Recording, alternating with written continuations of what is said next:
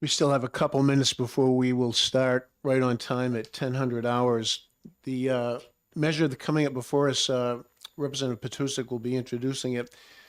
We had a little conversation ahead of time relating to the notion of Guard reservists being activated.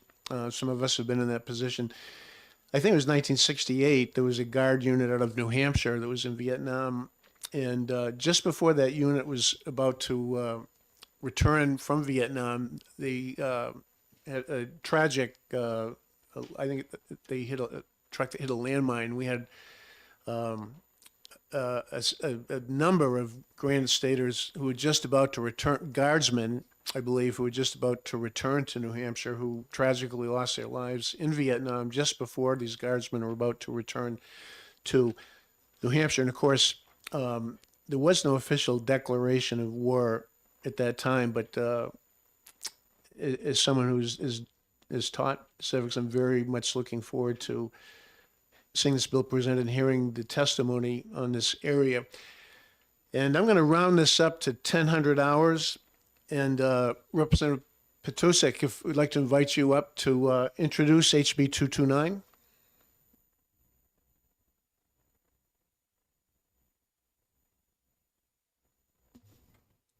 Thank you, sir.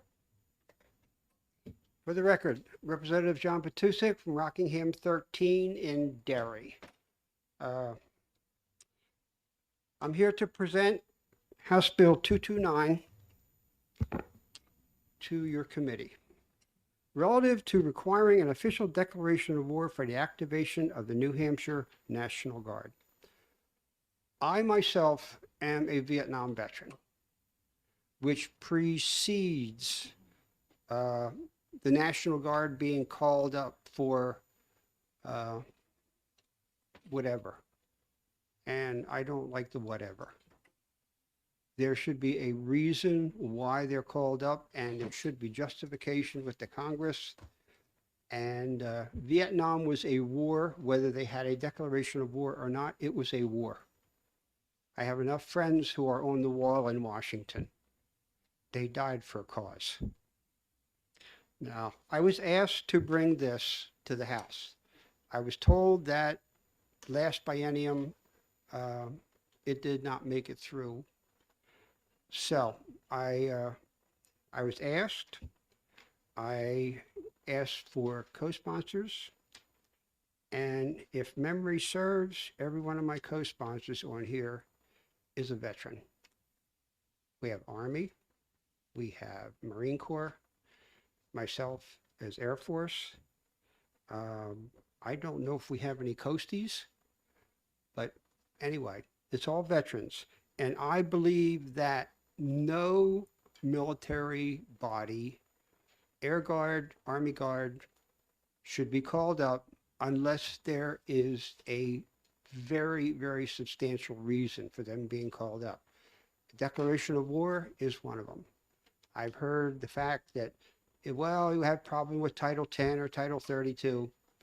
That doesn't wash. So my job today is to present it and give you a little bit about it. I didn't know a lot about the Guard problem until I got involved in this, and the folks from Bring Our Troops Home sent me this very extremely informative booklet on defending the Guard, and it's now called the Defend the Guard bill. So I will take any questions that you might have and try to answer them. I know for a fact that sitting in front of me are at least 3 veterans that I'm very aware of and I'm very good friends with. And it's probably more because a lot of us don't show the fact that we're veterans, because in sometimes it's not a good thing, but I'm proud of being a veteran. We're in my Air Force, my ribbon, and I'm proud of it. And I'll take any questions from anybody. Thank you, Mr. Chairman. Thank you, Representative. I have one quick question, and I know we have a number of pink cards here. And I know Warren he's still here. During certain activations or military operations, there's a refueling wing, or not wing, but refueling unit that is flown out of Pease in New Hampshire that has been nationalized, so to speak, to support Air Force operations. So if this measure were to move forward, would this preclude this unit from being used for such activity? Just from my perspective, because I can't speak for anybody officially, I don't think this would interfere with Air Guard, because back in the day when I was in Germany, and the outfit I was in was Air Mobile, and we depended upon two of these air squadrons, one out of Dover Air Force Base, the other out of McGuire Air Force Base, 436 and the 438 air groups, to provide transportation to us wherever we needed to go under orders that came out of Washington. And they would come over, pick us up, drop us off. A week later, 2 weeks later, a month later, they come back, pick us up, and take us back to Germany. Where I was and what I did, I cannot share because of the clearances that I had. Thank you for that, Representative Petusik. Questions? Yes, Representative Massimillo. Thank you, Mr. Chairman. Thank you for taking my question. Under the active duty combat part, it talks about the performance of a duty through instrumentality of war. What is that? That's military legalese. It's kind of hard to define for a civilian. Maybe the Air Force major, colonel, might be able to define that for you, but that's, as I used to say, that's above my pay grade. Way above mine. It's military legalese. Other questions for the prime sponsor? Representative Finney. Thank you, Mr. Chair. I also was in the Army Guard for about 10 years. I was part of a detachment whose parent company was out of the state. The fiscal note part of this says that we lose about $400 million in annual federal funding. Would we envision units being sent out of the state in order to not cut costs, but at least to save money on the state side, because we wouldn't be getting federal funding anymore? Well, I looked at this and I'm going, in my opinion, is that if the federal government calls you up, the federal government should be paying for it, not the state of New Hampshire. I mean, we have the Guard and we have the drills and we have the programs that we do in state, and the emergencies that we do in state. But if the feds call you up, the feds should be paying the bill. Thank you. Other questions? Seeing none, thank you, Representative Petusik, prime sponsor. Next, we have Representative Mannion from this committee who wants to speak for the bill. Sure. That's Representative Senator Stazo. Thank you, Representative. So Representative Mannion, you're okay. Representative, you have the con. So okay.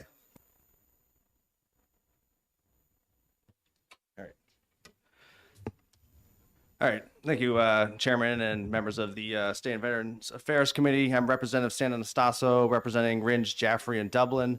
And also, I served in the 82nd Airborne Division as a combat medic, and was awarded a combat medic badge for providing medical care under fire.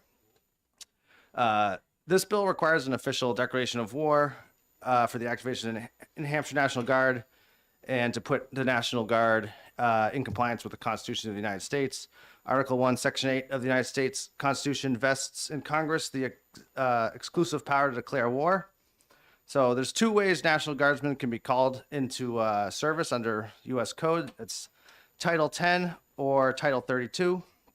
So So when mobilized under Title 10, guardsmen are directed by the president to report for active duty in an official capacity where they are under the command of the president of the United States, and the federal government will provide budgetary funding. Title 10 allows the president to federalize National Guard units for the lawful purposes of national defense, overseas trainings, and enforcement of federal authority. When mobilized under Title 32, guardsmen remain under the command of the governor, who's the commander-in-chief of his or her respective state National Guard.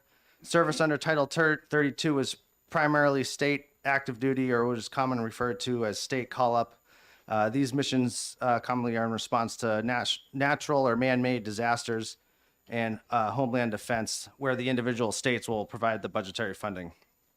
So this bill continues compliance with both of these codes, where Title 32 has to deal with disasters and governor command of the Guard, and Title 10 authorizes the National Guard into federal service. So the problem this bill solves is that Congress hasn't formally declared war since 1942. Today, the government uses the authorization for use of military force, AUMF, of 2001. It's intended to deal with those who committed the 9/11 attacks.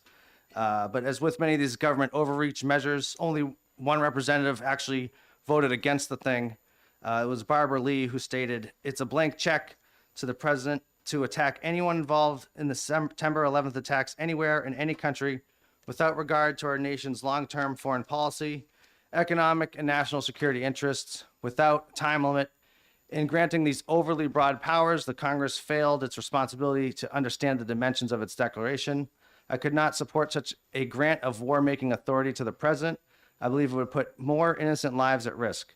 The president has the constitutional authority to protect the nation from further attack and has mobilized the armed forces to do just that. The Congress should have waited for the facts to be presented and then acted with fuller knowledge of the consequences of our action." So that was Barbara Lee on the AMUF. And her ignored statements perfected the situation we are now, where the AUMF has been allowed to allow U.S. to conduct operations in Afghanistan, Philippines, Georgia, Yemen, Djibouti, Kenya, Ethiopia, Iraq, Somalia, and others.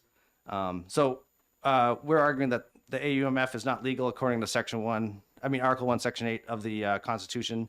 It's well understood that Congress has the power to declare war, not the executive branch, and also that Congress cannot simply delegate its authority to declare war to the executive branch.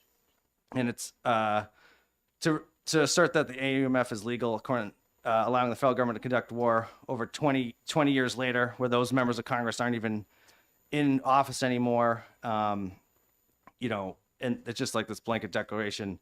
It's not really in what the Constitution was intended to do.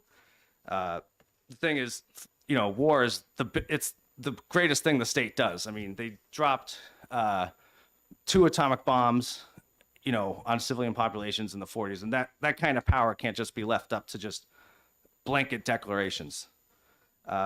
So the fiscal note suggests, which was already brought up, that we're going to lose federal funding because of this thing. Now, the thing about losing federal funding or being able to have these agreements with bases and whatever, it doesn't matter if the thing's illegal, right? If we have an illegal National Guard, the funding, like the actual bill, if you read the text, it says, on the fiscal note, it says something along the lines of, this would make us follow the Constitution, and then we'll lose the funding. It's like, okay, well, so do we have an illegal army then? Is that what the fiscal note almost suggests, that the National Guard is illegally funded because we're not in compliance with the United States Constitution.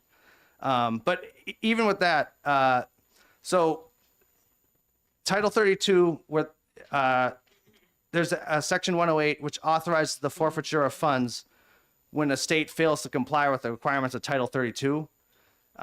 So the bill doesn't affect our compliance, even with Title 10. But under Title 32, it's not even under question, because Title 32 is under command of the governor. It's intended for disasters and homeland defense. So I don't know where they're coming up with this number, because there's no reason for us to lose federal funding. There's no in compliance with any of these codes. And then additionally, Section 108 doesn't result in immediate forfeiture of funds. Instead, the president must first give the state a time frame which to remedy the failure to comply.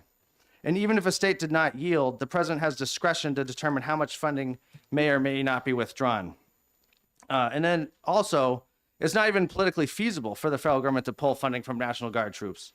So if they were authorized to do it, they wouldn't. I mean, the National Guard is extremely popular with the public. People are very concerned about, funding for the National Guard. And if the federal government just started saying we're going to pull funding, I mean, no one's gonna fight that battle. I mean, it's completely politically unfeasible to just pull funding from the National Guard. All right, and then just continue with my testimony. So this legislation is popular with the New Hampshire citizens. I talked to many members of my own community, Republicans and Democrats.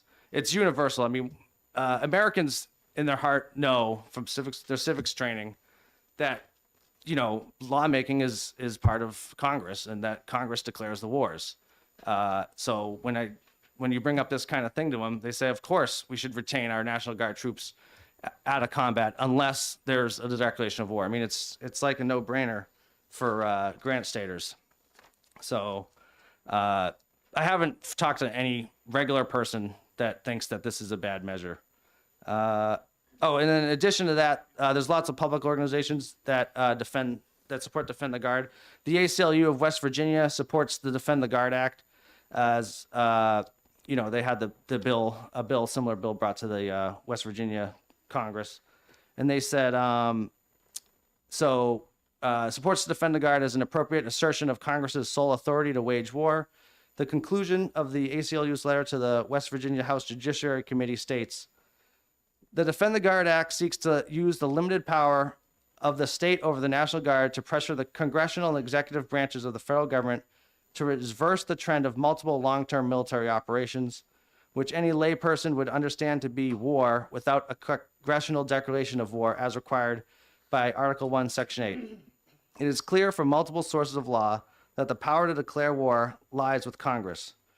Congress has attempted to legislate much of that authority away, both in broad federal code and through specific authorizations, the use of military force. It is not clear whether Congress can duly give away congressional authority in such a manner. So all we're asking for is that before the country decides to send New Hampshire National Guard troops into combat to kill and be killed, that first the Congress does their duty and signs a declaration of war as they are constitutionally required to. So obviously I urge the committee to make a OTP motion recommendation for the House. And that's my testimony. Thank you, Representative Sanders. Say your name again for the record. Santo Nastasso. Thank you, and thank you for your service. Questions for Representative? Seeing none, thank you for your testimony, your thorough testimony. We have about 10 cards or so there's a lot of interest in this. So as you testify, please say what you would like to say. If some points have already been made that are part of your testimony, then that you don't need to reiterate what has been said unless you feel the need to. All right, next up, Representative Mannion, do you have any written testimony you'd like to submit? This is just my scratch paper. It's a mess. Okay. So you don't want to read this. question was about written testimony, and I will point out that our sessions are on YouTube, and which makes it a little bit easier for our clerk, knowing that there's a record out there. And before I go to Representative Mannion, previous speaker mentioned we haven't declared war since 1942, which is true. The last time we declared war was in January of 1942, and the country we declared war on was Bulgaria, in case you didn't know that. All right, Representative Mannion, welcome. Thank you. Thank you, Mr. Chair, members of the committee. My name is Tom Mannion. I'm representing Hillsborough District 1, Pelham. I'm a Marine Corps infantry veteran that enlisted in 2004 to hunt down those responsible for 9/11. However, I didn't get a chance to do that. Like all service members, I went where I was told, even though I didn't completely understand why. You're going to hear counter arguments today, but take it from an enlisted grunt that's been knocked onto my ass into Iraqi dirt by a VBIED. There's nothing that convinced me to continue sending our guardsmen into harm's way without going through the correct process. My first deployment to Iraq started in August 2005. One of the guys in my platoon was from New Orleans, and he learned about Hurricane Katrina over a satellite phone call back home. He was raised by his grandmother, and she was alone during that catastrophe. We gave him our allotted sat phone time to make calls to neighbors to make sure she got out safely. It wasn't until years later that I found out that the Louisiana National Guard was deployed to Iraq right around the same time we were. The Department of Defense sent active duty Marine Corps infantry battalions to help with Katrina, using warfighters to fulfill the mission objectives of the search and rescue guardsmen.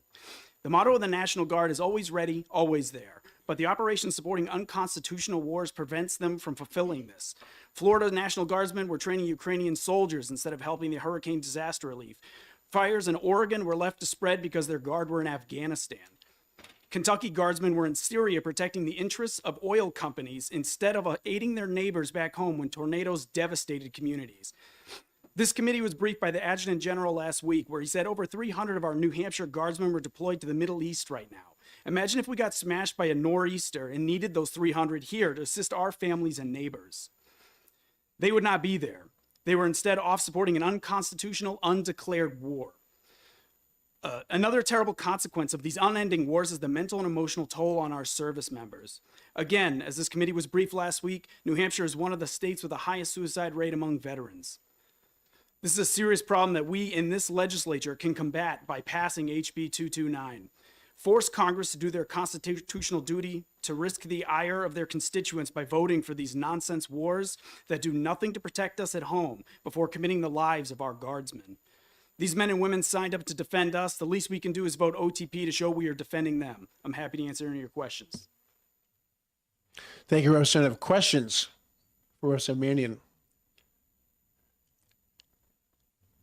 Seeing none, I thank you for your testimony, Representative.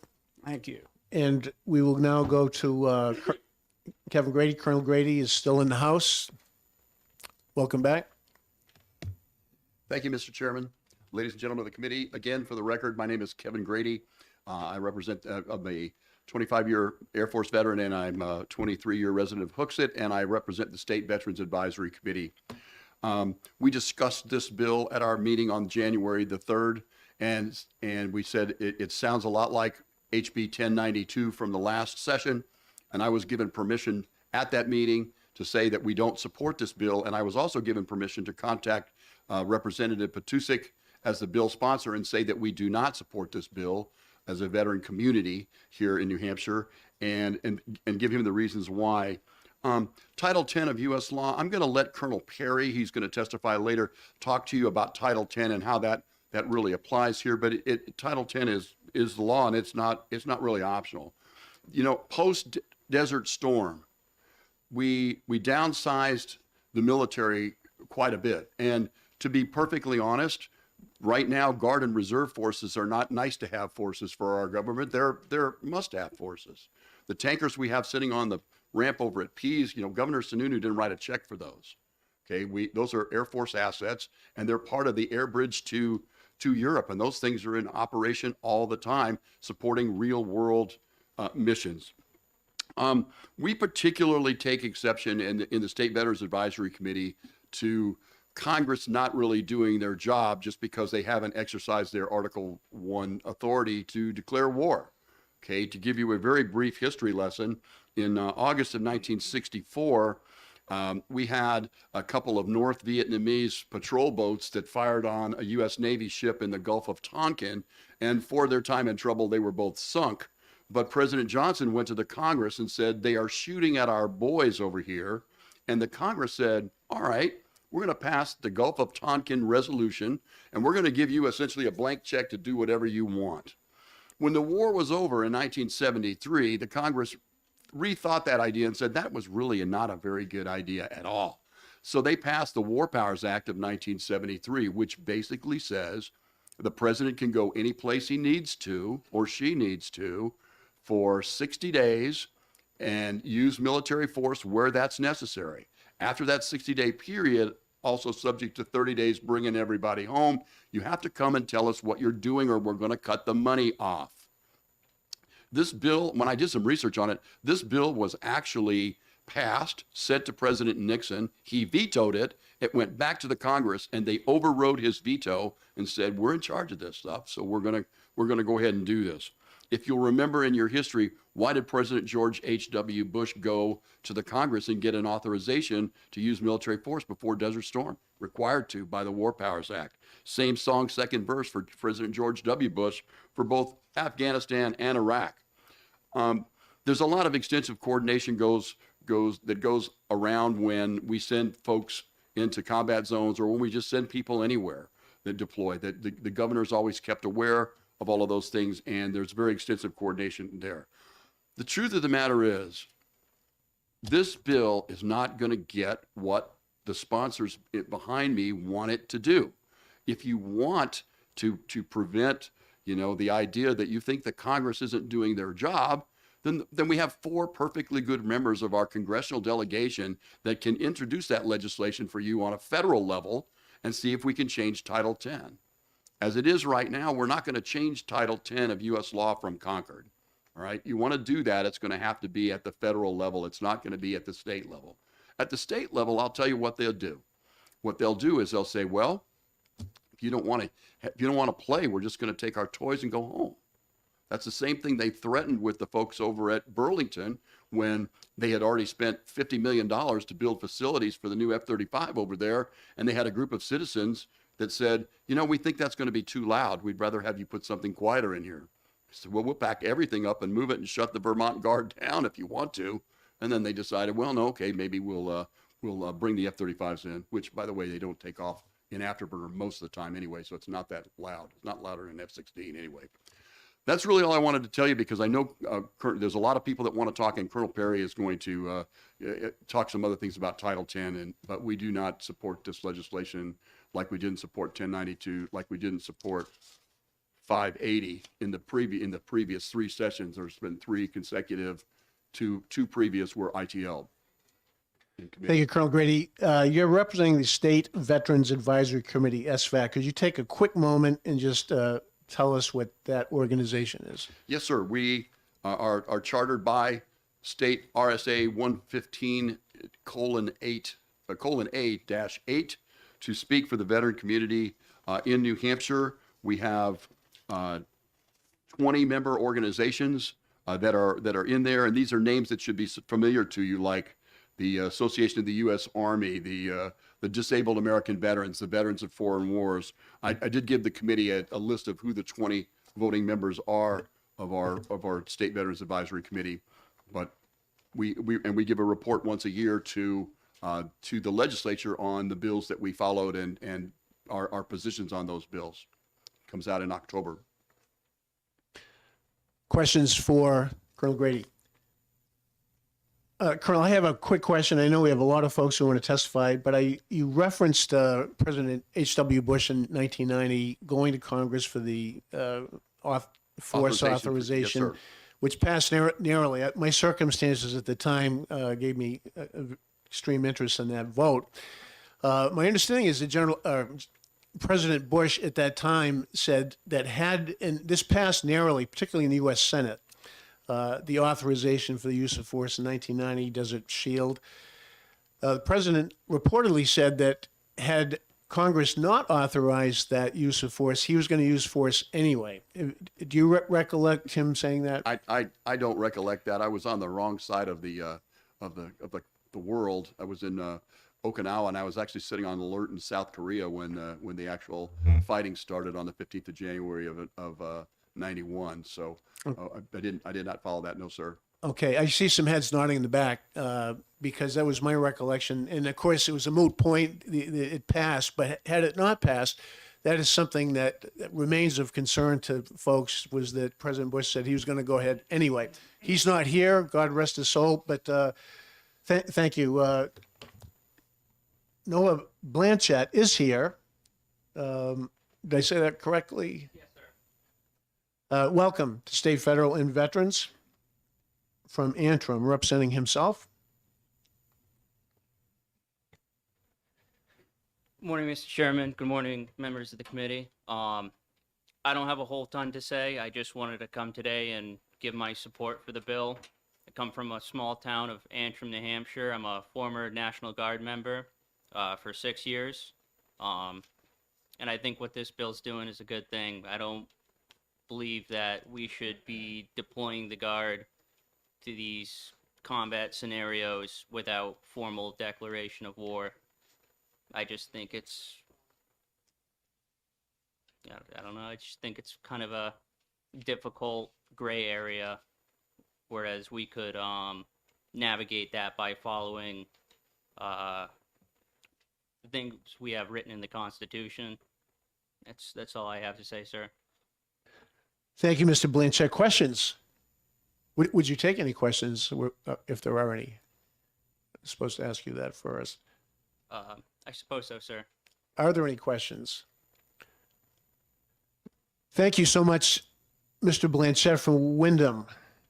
Antrim, sir. I'm sorry, Antrim, New Hampshire. Thank you, sir.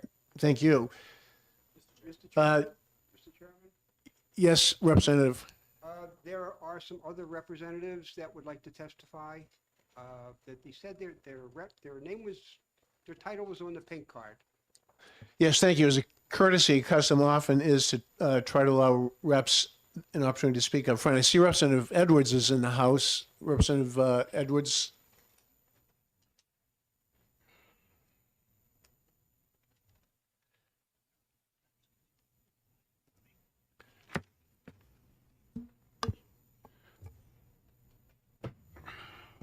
Thank you, Mr. Chair.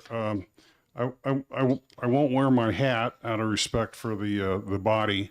It's my Afghanistan veteran hat with my combat action badge on it. I served. I'm here today as a veteran, which is why I'm not in the normal suit and tie decorum. I was a 33-year, 4-month veteran, exactly 1/3 of a century. A little over half of that was in the Guard and the Reserve. I retired as a lieutenant colonel, Army guy, after volunteering for a deployment into Afghanistan. I did 2 mobilizations after 9/11. When you're in Afghanistan at night, you have cigars and fake beer to think about things, and so I spent a lot of time thinking about the Constitution. One of the things that I think is important to remember, and I think you'll get this as a history professional, Mr. Chair, is the reason that we gave Congress the right to or the power to declare war in our Constitution. It's because the scholars of the 1700s had seen kings abuse the ability to use conflicts with external parties as a way to keeping the rabble from rousing. And because leaders tend to know that the most effective way to unite a population is to find a common enemy. And so leaders throughout history and into the future will use that reality of human behavior when needed to rally people behind them by finding a common enemy. And so it was deemed important to keep the executive from having that unilateral power and put it back into the hands of the people where it belongs. And so I'm fully in support of the concept and principles of this bill, because I think we've had a poor history of compliance with that important belief. And to your earlier point about President Bush saying he would go forward even without the congressional authorization, I think that would have been a fascinating Supreme Court case, you know, and I think he would have lost that because he would have directly thumbed his nose at a very specific part of our Constitution. So what we have done and what the Supreme Court has recognized is that rather than declaration of war, as long as the Congress was showing an affirmative step towards authorizing the military force, and the Supreme Court has ruled even a new appropriation specifically to deploy the force and to arm the force, that's sufficient. And so I won't step on the Supreme Court because I think they know it better than I do. And maybe starting on line 22, where the or clause is put in, or has taken an official action pursuant to Article 1, Section 8, Clause 15. you know, that may, if I were a scholar and a Supreme Court scholar, I could tell you whether or not that was adequate to ensure that some congressional action needs to be taken. And I don't think it needs to be the formal declaration of war. That's not the way the Supreme Court has interpreted it, but just some affirmative action. And so if that is adequate, I don't know that I would have a problem with this bill. And I think the fiscal note, as much as I respect the people who put the fiscal notes together and the process used, I think it's a hypothetical. I think it's definitely the worst case scenario. I think if New Hampshire simply told Congress and the president that we expect them to take an affirmative action before sending our Guard into harm's way, that would be perceived to be a reasonable position. And so I would encourage you to think about this in terms of history and principles of our Constitution, and not let this money issue distract you from what I think is really the important argument here.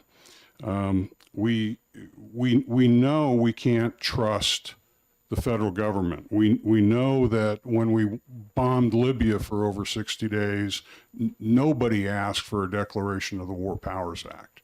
And I think that was a huge sin against our Constitution and even our federal laws. So the things that we have put in place have continued to be flouted. The 2 congressional authorizations to go into the Middle East on enduring freedom and the like have never expired. They could call up under those same authorizations today and reignite a war in anywhere from Syria to Iraq to Libya, apparently. So it's way too broad. It gives way too much discretion to the president to rally the American people behind the flag to find a common enemy and take us into war. And we should recognize that and resist that, I believe. So if I were better at this, if I knew what the Supreme Court precedents were around interpreting Article 1, Section 8, Clause 15 provisions, I could tell you if I supported this outright or if it needed an amendment. But if this committee ITL'd it, I could understand that. If you amended it, I could understand that. I just want to say that there is a very reasonable argument and conversation that we should be having around this, because the power to send people into combat is an awesome power, and we've put controls in place for a very valid historical purpose. So that's my testimony. Thank you, Representative. Will you take any questions? I will. Are there any questions? Representative Finney. Thank you, Mr. Chairman. Thank you for being here, Jess. My one question, and I'm hoping I'm not being redundant here. We're talking to the Congress about trying to limit the scope of their powers back to Article 1 of the Constitution. Would this then affect the executive from issuing an executive order that would override Congress and that our governor would have to comply with? Could we still say no at that point? Well, okay, so Representative Finney, I appreciate the question, and I'm going to disclaim my answer. I'm not an attorney. I'm just a layman who's been reading constitutional law for about 30 years out of sort of interest.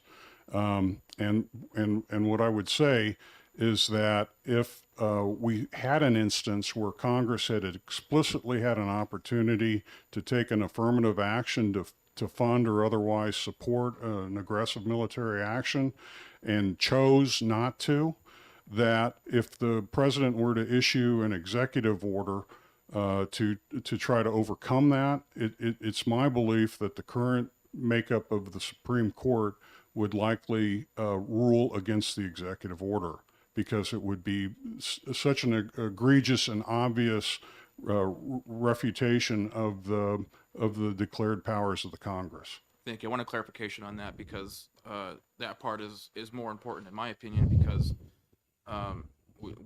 we have an executive branch who's overtaking their power a little bit too much, and so I want to make sure that we're checking that power as well as the power of Congress to make these orders and whatnot.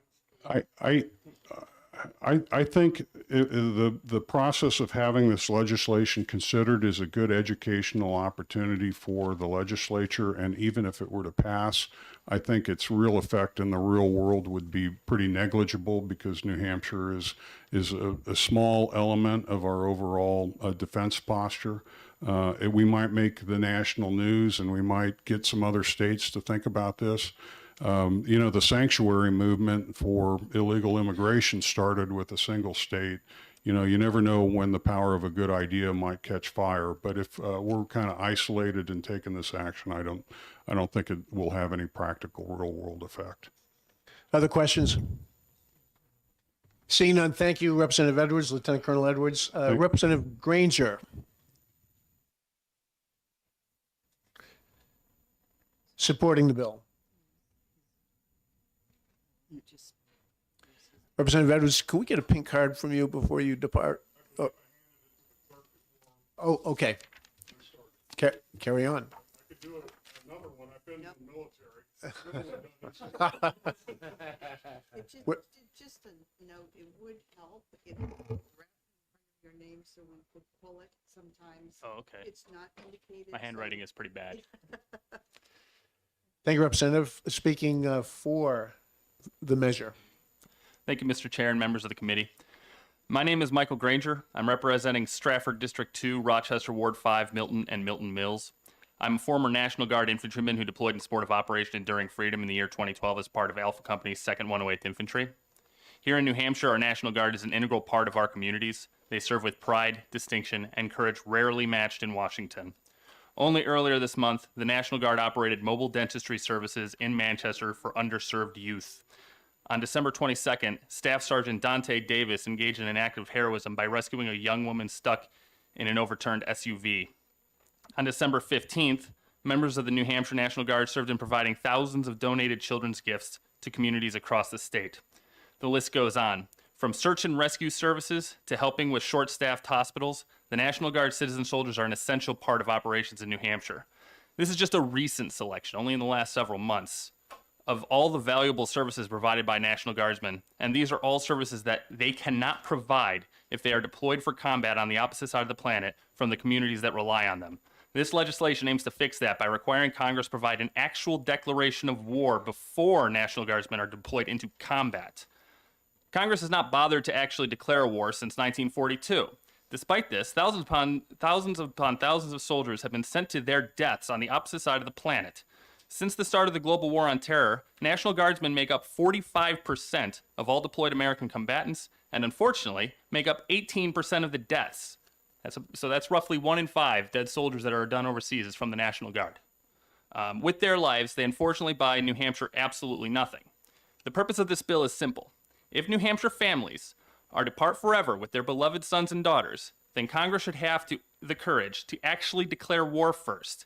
If Congress is too cowardly to declare a war, if the political shrapnel is too difficult to face, then Granite State families should not be forced to send their kids out to face real shrapnel. Everyone likes to read news articles about mobile dentistry units and heroic staff sergeants saving people from cars. No one likes to read news stories about our brave young people dying somewhere they ought not be in the first place. This legislation ensures more of the former and less of the latter. You may hear arguments today about how this threatens federal funding. If you're worried about that, let the fiscal committee figure it out. I do not believe that the federal legislators from this state would ever authorize decreasing the funding for the National Guard, especially since all they have to do to utilize our National Guard is simply declare war. You may hear arguments today about how the Air National Guard is important for refueling jets. This is not impacted by this bill whatsoever. This bill is about combat. Refueling planes is not combat. As Daniel Webster put it, it'll be a solemn duty of the state governments to protect their own authority over their own militia and to interpose between their citizens and arbitrary power. I request you vote ought to pass on this bill. Thank you for your time. I am available for questions. Thank you, Representative. Questions? Seeing none, thank you again for your testimony. Thank you. And we will move to Warren Perry. As you were, are there any other legislator legislators. Yes, if you would come on up and do we have your card? Representative Gerhard from Merrimack County, correct? Indeed. Thank you. Thank you. So my name, Speaking for the bill, go ahead. yes. My name is Jason Gerhard, representing Northfield Franklin. And I wanted to address something I just heard from the colonel, I believe it was, about the Gulf of Tonkin. So this is from the U.S. Naval Institute, just the opening paragraph to their article. Questions about the Gulf of Tonkin incident have persisted for more than 40 years, but once classified documents and tapes released in the past several years, combined with previously uncovered facts, make clear that high government officials and distorted facts and deceive the American public about events that led to the full U.S. involvement in the Vietnam War. This is pretty open information. I don't know if anybody actually looked into it, but the Gulf of Tonkin thing is kind of... So using that as a justification for sending National Guard, our neighbors overseas, on some specious wars. And the other thing I wanted to address was President Eisenhower's farewell address, just very briefly. This conjunction of an immense military establishment and a large arms industry is new in the American experience. The total influence, economic, political, even spiritual, is felt in every city, every state house, every office of the federal government. We recognize this imperative need for this development, yet we must not fail to comprehend its grave implications. Our toil, resources, and livelihood are all involved, so is the very structure of our society. In the councils of government, we must guard against the acquisition of unwarranted influence, whether sought or unsought, by the military-industrial complex. The potential for this disastrous rise of misplaced power exists and will persist. It goes on and it gets better. But the point being is, there's obviously the powers that ought not be are trying to threaten us and scare us into the idea that we're going to lose everything we have if we don't go along with Washington's dictates. We have to stand up. And why are the flags in the State House when we walk through the Hall of Flags? What are they there for? I mean, people have died for the things that we're doing right now, debating and actually looking at, hey, you know, this is the Constitution. This is what they actually swore an oath to uphold, which everyone in here did. We already acknowledged that the federal government's not following it. I mean, we can kind of, you know what I mean? I don't understand the point of why this is even up for debate. They're not following the law. Okay, done. Bring our troops home. We can send them back, you know? We can get on the next flight back as soon as they pass that resolution. So I don't know. I don't see how this is that complicated. So thank you very much for your time. And I'm done. Do you take any questions, if there are any? I doubt there will be, but yes, I will. Are there questions for Representative Gerhard? I'll ask one. Mr. Chair. Representative Finney. I'm trying to ask good questions, you know, because this is an important issue, and I think that we need to stay engaged in this as someone that's also served, and I appreciate all you guys being involved. Why do you think, in your purview, that the federal government has taken up Guard units instead of active duty units to send to these places? Is it because they're trying to find a loophole in the law, or is it because it's cheaper for them to send us? I think it's a little bit different. I think that people that join National Guard, so my twin brother enlisted at 17, and I actually was in the Army for 2.5 weeks, long story.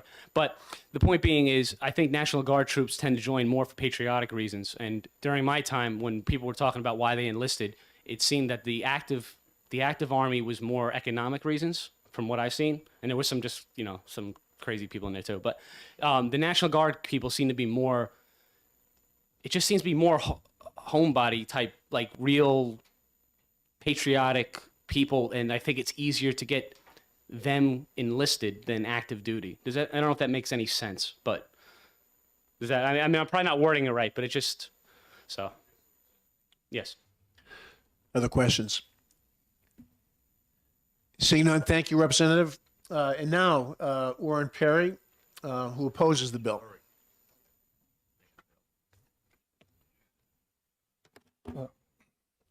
Good morning, Mr. Chair. For the record, Warren Perry, Deputy Adjutant General for the New Hampshire's Department of Military Affairs and Veteran Services. Thanks for the opportunity to testify today. Thanks for your service, and thanks to the service of all the people who have testified here before me. I'd like to say, before I give my formal remarks, I'd like to just kind of make comments on testimony that you heard already today. First of all, I take exception to the fact that people don't join the regular Army for patriotic reasons. I served 28 years in the regular Army. I consider myself a patriot.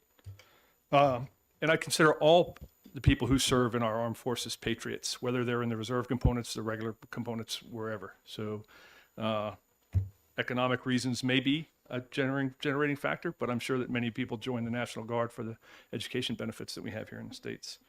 So making that broad brush statement is, I just thought I'd address it on the record. Second thing I'd like to say is I'm not aware, you heard testimony earlier about the ACLU and other states and other people supporting this act. I'm not aware of any other state that's passed a similar act. I'd have to do a little more research, but as of last year when the similar bill came before the House, there wasn't any, and I don't think any have passed this since then. The next thing I'd like to address is the term instrumentality of war. It is a military jargon piece, but I would tell you that the men and women who are supporting the air bridge across the North Atlantic are instrumentalities of war. They're refueling aircraft that are going to directly participate in actions and combat actions or other actions across the around the globe. And I think that this would impact our ability to perform that mission without a declaration of war. Not necessarily for just pulling things in the Pacific, but certainly as we prepare to refuel and station aircraft around the world to support that mission and extend the air capability of our planes in the air, certainly would have an impact on that particular piece. So to answer your question there. Next, I'd like to talk a little bit about status. You heard about Title 10 and Title 32 status, and in fact, that testimony was correct. I would just like to clarify and be precise and say state active duty is neither Title 10 or Title 32. Both Title 32 is a state status, federally funded. Title 10 is a federal status, federally funded. And state active duty is a state status, state funded. So we can't lump Title 32 and state active duty together. And the example I'll give is the COVID response was a Title 32 status under the control of the governor, federally funded. So that's how that worked. So all of the benefits of the National Guard that you got in this state, that we got in this state, about 700 of them over the course of the time of the mobilization for that time to support was federally funded and would have been federally funded regardless of this bill. But I'm just saying that's the value that they give. I would also say that those 700 airmen and Army guardsmen, Army and Air Guardsmen that were supporting that mission were doing that while about 500 people were deployed in support of global operations. So the fact that we can do both is what I'm telling you. The Guard can do both. The backyard draft, as some people refer to it as we deploy folks, doesn't necessarily have the impact that people think it has. And I know all of you benefited from the Guard and the Guard support during the COVID response while we were still persecuting operations across the globe. I want to address the fiscal note a little bit. Nowhere in the fiscal note does it say that we will lose $365 million. What it does say is that it puts at risk federal funding in that amount. So, that's what it is. So the National Guardsmen have a dual mission. It's not just to support the state. They are not just the militia for the state. Our National Guardsmen and women swear 2 oaths. They swear an oath to the Constitution of the United States of America and the Constitution of the state of New Hampshire. And both missions are equally important. The federal funding and all of the things associated with it are associated with our ability to provide forces to support the federal mission. So when we talk about that fiscal note, it doesn't say the money's going to go away. It says there's a potential that it goes away.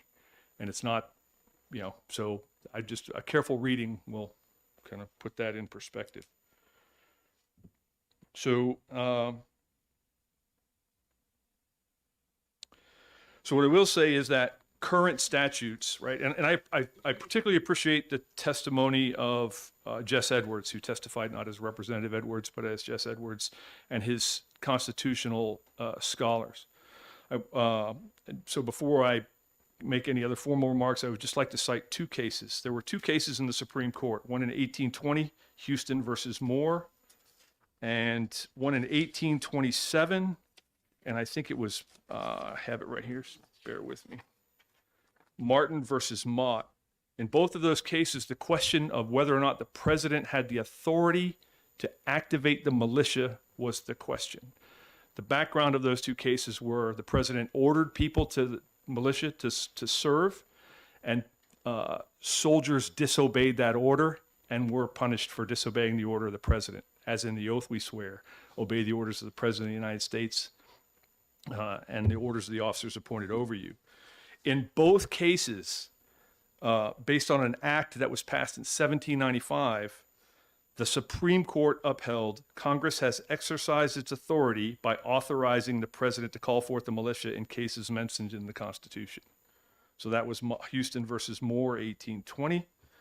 And in Martin versus Mott, the Act of 1795 provided that whenever the United States shall be invaded or be in imminent danger of invasion from any foreign nation or Indian tribe, it shall be lawful for the President of the United States to call forth such number of the militia of the states most convenient to the place of danger or scene of action as he may judge necessary to repel an invasion.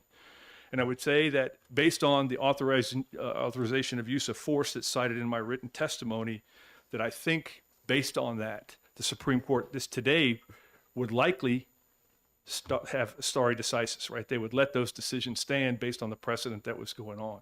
So as we talk about this and we talk about the constitutionality of the president ordering the militia, you know, one of the things we need to look at is whether or not that U.S. Congress is going to rescind the authority they have delegated to the president in the authorization of force. And I think that may be what's at issue here, is that the president has been delegated that authority, and maybe Congress needs to do something about that if they deem necessary. So right now, what the department hangs its hat on is Title 10, United States Code, Section 12301.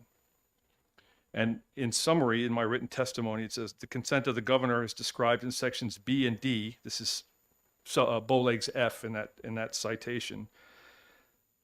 The governor, as in those instances described in B and D above, may not be withheld in whole or in part with regard to active duty outside the United States, its territories, its possessions, because of any objection to the location, purpose, or type or schedule of that active duty. So Title 10 is clear, right? So we're going to go back and kind of look at the balance of powers, right? Congress has been delegated powers in the Constitution. They delegate those powers to the President of the United States in the Authorization and Use of Force Act, or the other act of 1795. The Supreme Court's ruled on it. Seems like what I was taught in my civics classes, we kind of worked it all out, right? The balance of powers kind of, they work. So if there's a violation of the Constitution there, the Supreme Court hasn't found it. Seems like Congress has delegated it and the president has executed it. And what we need to change is whether or not Congress is going to change this authorization. You know, and as Jess Edwards has stated, this bill's not going to have any impact on that because the governor's not going to have the power to withdraw his consent based on Title 10. So that's kind of where we sit. I will tell you that the fiscal impact that the federal government brings to the state of New Hampshire is significant, right? Those airplanes cost a lot of money, particularly the new ones that they have there. All of the trucks that we used during COVID, they don't belong to the state of New Hampshire. They belong to the federal government. And the federal government buys their gas, it buys all the money it takes to train them, and it spends all the money it takes to man them, right? So why would we put that at risk? Because they can do, like I said earlier, both. They can support the state and obey the orders of the President of the United States together. I am a 28-year veteran of the United States Army. I did deploy both to Desert Storm and to Operation Iraqi Freedom. I lost men in combat, like many of the men behind me did. And nobody wants to fight wars less than us. But I can't see, you know, based on my patriotism, not following the orders of the president. And I don't see that they're illegal based on the citations that I've given you in the comments that I've made. So I'm happy to answer any questions. I urge the committee to vote this in expedience to legislate as written. So if it's amended, certainly come back and talk to you again about it and consider the amendments. But that's my testimony. Sorry I drug on a little long. Hopefully I made sense. I'm happy to answer any questions. Thank you, Mr. Perry. Questions? Yes, Mr. Chairman. Representative Gagny. Thank you, Colonel, for taking my question. This is like an aside question, aside from the money, potential loss.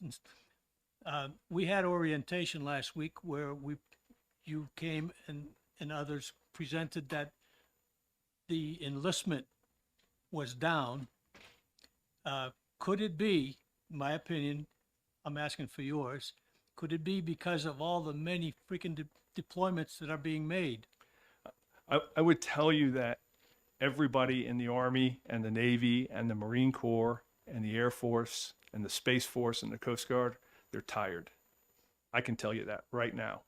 And I think that's having an absolute impact on our ability to recruit our forces.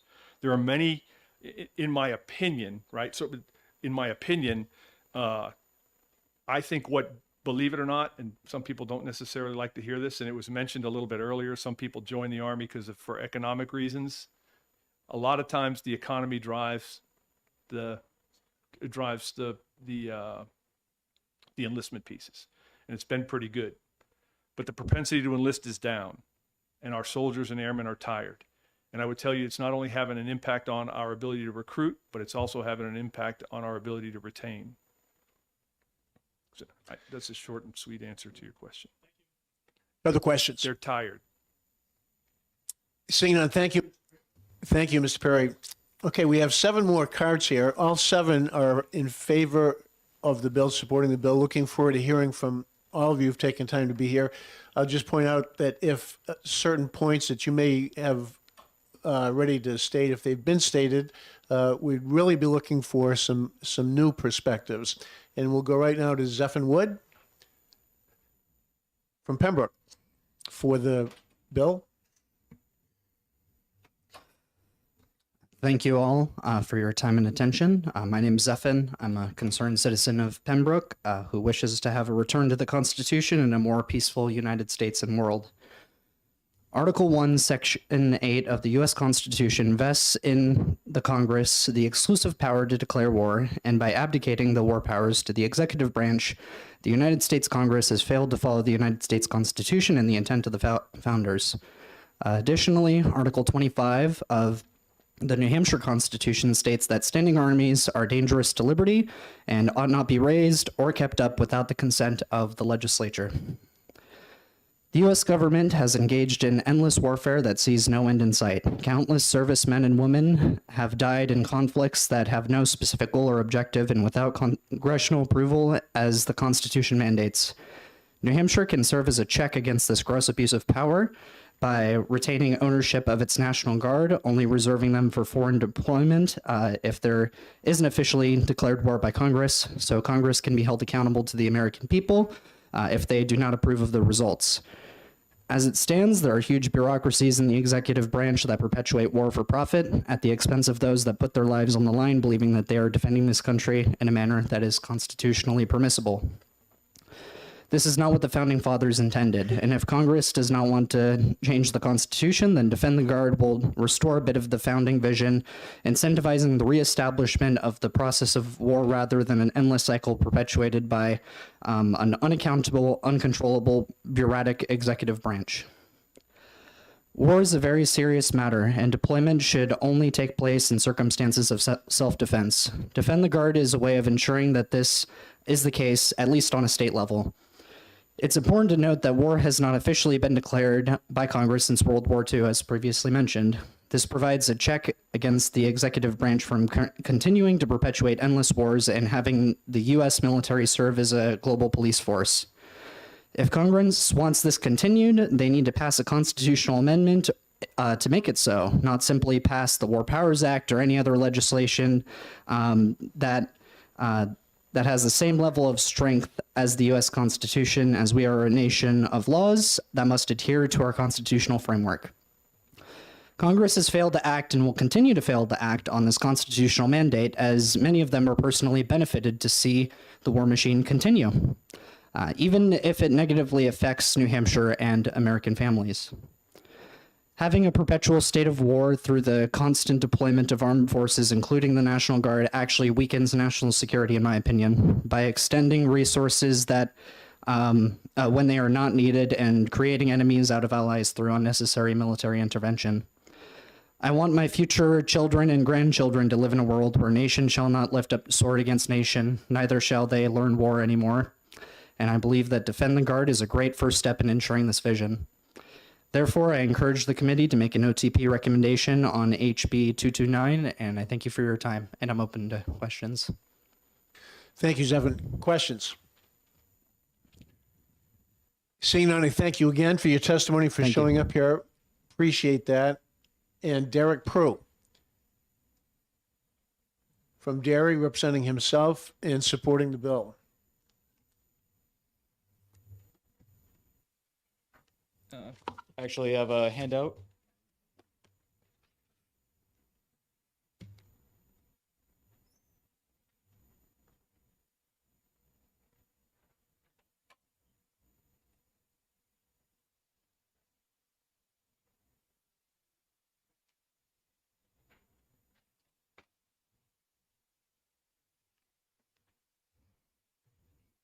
Thank you, committee, for giving me the opportunity to speak on HB 229, Defend the Guard. My name is Derek Prue. I'm from Derry, New Hampshire.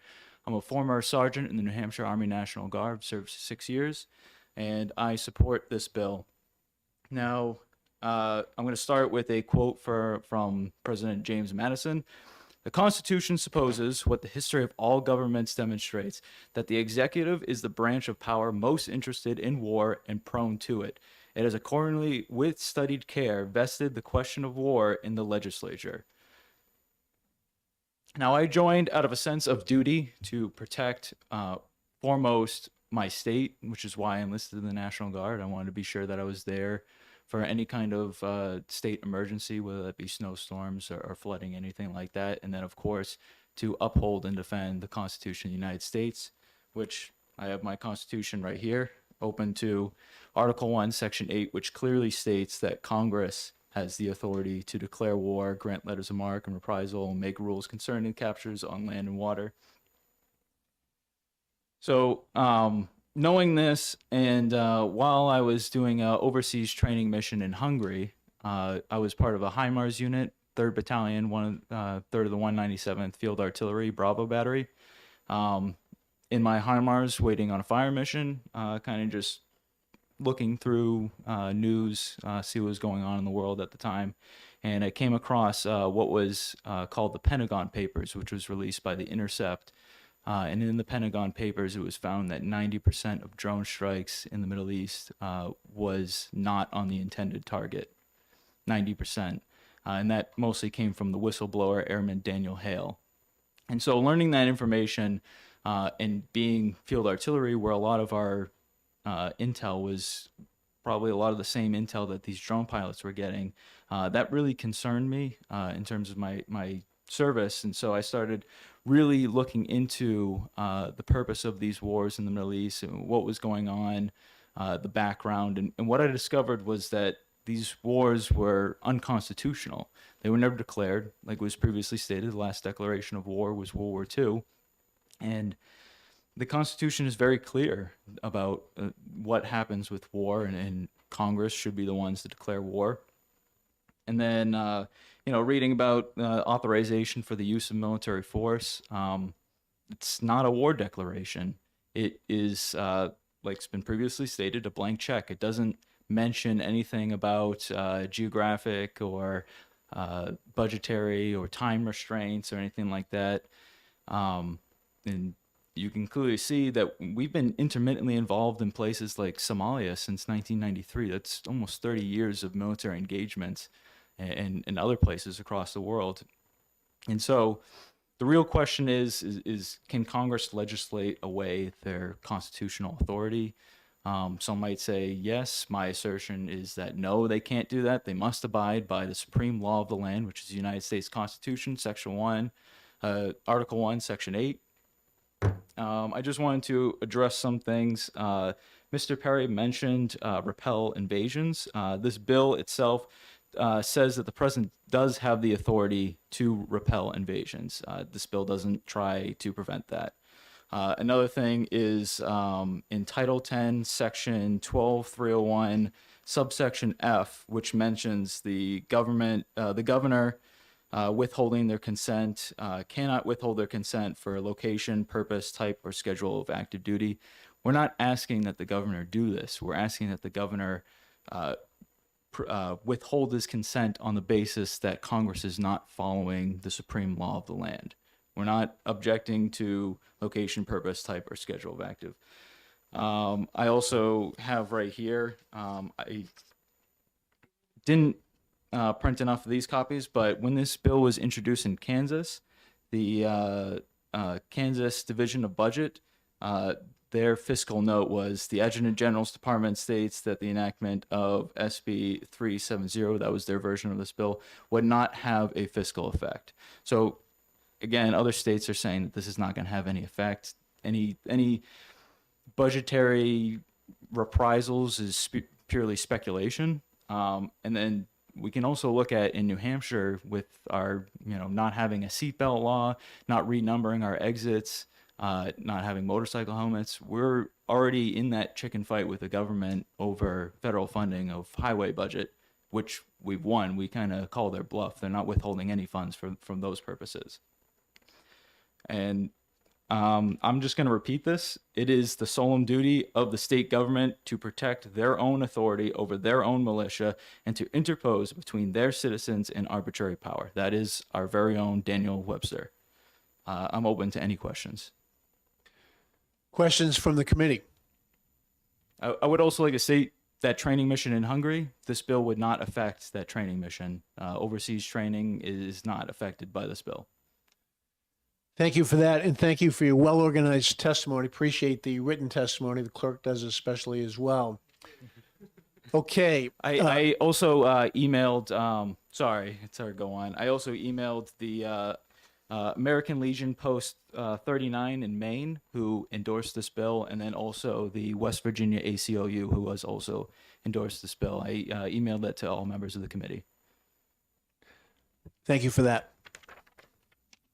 Okay, we still have 5 cards here, all supporting the bill. We'll go quickly right now to Joshua Holmes, if he is in the house, and he is. Joshua is from Manchester, and as I said, supporting the bill. Hello. Thank you all for your service to our state and its institutions. I was born and raised in Manchester. I enlisted in the Army when I was 18. I fought in Iraq when I was 19, and again when I was 21. I have watched American soldiers bleed to death while our medics worked on them. I have been a first responder to a mass casualty suicide bombing at an Iraqi police station. I have personally been in a vehicle that was hit by a suicide car bomb and was saved by the grace of God and heavy armor. If we are going to ask our young men and women to give their lives in service of our Constitution, we have to follow it, or else you should drop the pretense. Thank you for your time. I'd be happy to answer any questions. Questions? Seeing none, thank you for your service, and thank you for taking the time to come up here with those remarks, which we appreciate. Okay. Moving along to Alec Leon, if I'm saying that correctly. Is Alec here? Supporting the bill. He is coming here from Derry, and he'll make sure that for the record, he says his name correctly for us and for our audience on the World Wide Web. Alec Leon, sir. Yes, that was correct. So I'm here today in support of this bill as a former member of the New Hampshire National Guard.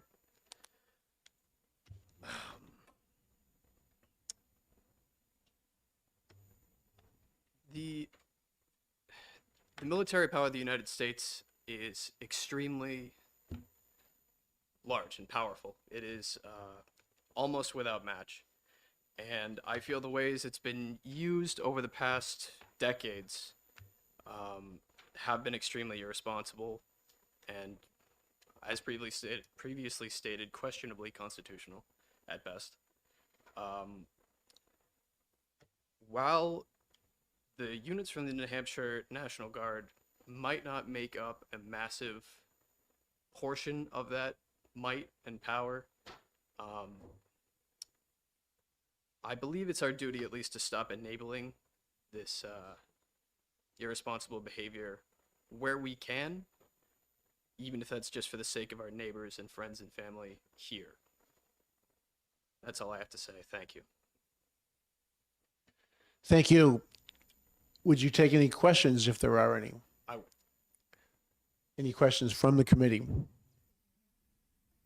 And seeing none, Alec, thank you as well for taking the time to be here. Thank you all.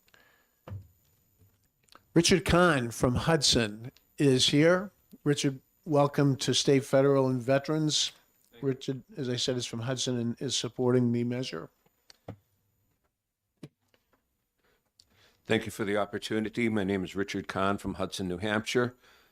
I come from a large, well, not a large family, a lot of military in my family. My father, still alive, was Navy, U.S. Navy in World War II. Both my in-laws were Navy, or, well, one of them was Navy, one was in the Army Air Corps in World War II. And my wife retired from the Manchester VA hospital after 17 years of service. And I support this bill because I support what they had fought for and the Constitution. And with that, I'll take any questions. Questions? Seeing none, Richard, I'd like to, on the behalf of the committee, ask you to pass on to your dad, the World War II veteran, our thanks and acknowledgement for his service as well as yours and everyone I will else. do that. Thank you. And thank you.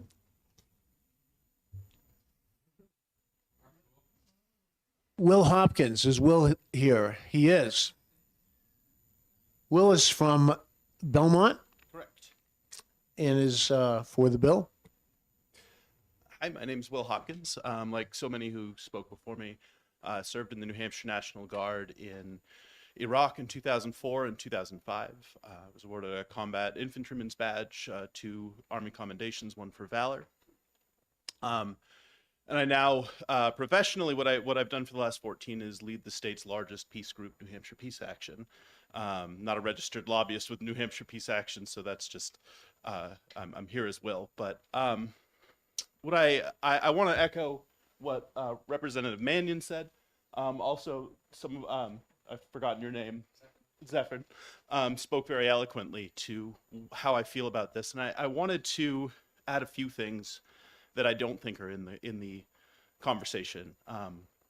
One is that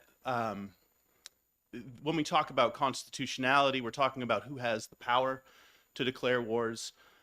We also have Article 6 of the U.S. Constitution, which says we have to follow international treaties, and included in ratified international treaties is the UN Charter, which is maybe the reason why we haven't engaged in declaring wars, because it's very clear that it's illegal to attack another country, to put your troops in another country under that charter and under Article 6 of our own Constitution.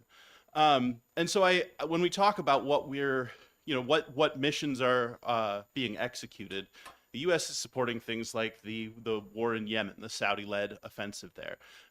Over 100,000 people per year over the last 5 or 6 years have died of starvation and an engineered cholera epidemic by the Saudi government. That's the kind of thing that sometimes we're doing. We spend $858 billion. That's our current National Defense Authorization Act, $858 billion with a B. That's more than 6 times that of China, more than 10 times that of Russia. We have troops in over 700 countries around the world, most of those on bases, but we have kinetic operations in over a dozen countries. And that isn't it's not, and I want to go to a conversation that I had with Colin Powell's Chief of Staff, Lawrence Wilkerson. And Larry spent the night at my house while he was in New Hampshire talking about the revolving door and the reality that military Keynesianism, this reality that we depend on jobs and that politicians depend, especially at the federal level, on contributions from Pentagon contractors, and that growth of the military sector of manufacturing is something that our economic system continues to grow increasingly dependent on. This bill, you know, I'm not a constitutional scholar, and I don't know what the constitutional law is. What I know is what's right and wrong, and that any roadblocks we can put in to the executive to closening our ties with the Saudis when it comes to the war and blockade there, to bombing and killing in countries like Iraq and Syria and Afghanistan, where I engaged in combat in Iraq multiple times. Anything we can do to keep New Hampshire soldiers from having to do that, I hope that you have the courage to do it. You know, whether or not this bill can do what it wants to do, whether or not the federal government pushes back and finds a way to deploy our troops anyway, putting a small roadblock in and saying, hey, maybe we shouldn't be engaged in combat in 13 countries, is an act of courage that you who are, I mean, when it comes to legislatures, when it comes to elected officials, New Hampshire has the people who are most tied into their constituents and who are most able to do what's morally right because they're not dependent on those big contributions from Raytheon and BAE and General Dynamics. And I hope you guys have the courage to do the right thing and vote ought to pass, and I'm happy to take questions. Thank you, Will. Questions for Will Hopkins down here from Belmont? Seeing none, thank you for taking the time to come down here on this snowy day. Our final pink card on this measure is in favor of the bill from Gabe Holden. Is Gabe here? Gabe, welcome.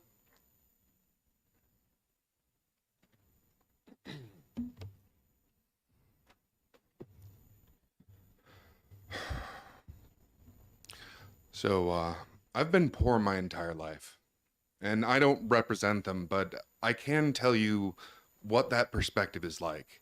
And the reason that matters is because it is disproportionately the poor that join the services.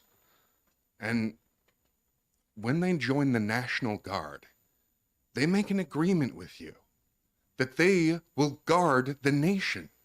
And that means two things. That means that, one, they will not do things other than guard the nation. They will not be the toy soldiers of political elites in Washington. And number two, that they will guard the nation when it needs to be guarded. I mean, I think we all know that warfare has changed. And sure, sometimes there is a nation that is a threat to this one. And in those cases, it's not hard to declare war. And when that war is declared, that is when that guard needs to be there. But there are other threats. It is not always a nation that we go to defend ourselves from. And yeah, they are authorized, the Supreme Court authorized the president to repel. That means to drive back, to drive them out of this country. You don't repel an invasion from going to their home. So, when we make those choices, and yes, a lot of the economic choice is the education that you receive, because it is one of the most effective ways to get yourself out of the bottom bracket. But you made an agreement with them. And I'm asking that you keep that agreement. And I'd like to point out that, as far as I can tell, everyone who opposes this are the people who benefit financially from the blood of our citizens. And I'd like to end my statement with a quote from one of the greatest heroes of American history, Major General Smedley Butler. War is a racket. Its profits are reckoned in dollars and the losses in lives. Thank you. Questions or comments for the speaker? Not seeing any. Thank you, Gabe, for taking the time to come down here. Okay, that was our final speaker on this measure. And I will declare an end to that particular session.